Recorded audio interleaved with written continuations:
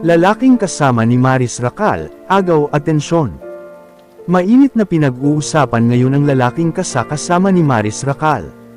Tila may ibang nagsasabi na kahit nakatalikod si Guy ay kilalang-kilala na daw nila ito. Ito nga kaya ang lalaking nagpapatibok sa kanyang puso. Pero bakit daw parang pamilyar ang lalaking ito? Matatanda ang isa sa mga pinakatinutukan noon sa showbiz ang relasyon ni Maris Racal at OPM icon na si Rico Blanco. Marami ang humanga sa kanilang pagmamahalan dahil sa malaking agwat ng kanilang edad. Ngunit ipinakita ng dalawa na hindi iyon naging hadlang upang mabuo ang kanilang matatag na relasyon. Sa loob ng ilang taon, naging bukas sila sa pagbabahagi ng kanilang masasayang sandali mula sa mga simpleng date, travels, hanggang sa pagsuporta nila sa kani-kanilang karera.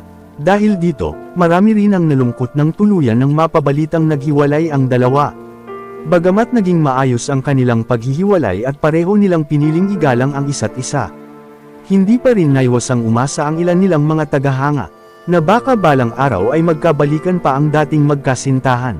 Kaya naman hanggang ngayon, anumang update tungkol sa personal na buhay ni Maris ay agad na nagiging usap-usapan. Lalo na kung may nakikita siyang bagong kasama, hindi maiwasang ikumpara ito ng mga netizens kay Rico Blanco. Kaya naman, sino nga ba ang lalaking kasama ni Maris na agaw pansin ang itsura? Sa mga kumakalat na larawan, makikita umano sina Maris at ang hindi pa nakikilalang lalaki sa loob ng isang airport. Sa iba pang kuha, makikita naman silang magkatapat na nakatayo sa loob ng isang bus. Habang bitbit ng lalaki ang isang malita, agad namang napansin ng maraming netizens na hindi kailanman ipinakita ang mukha ng lalaki sa mga larawang kumakalat online. Dahil dito, lalo lamang umuugong ang iba't ibang espekulasyon tungkol sa tunay nitong pagkakakilanlan.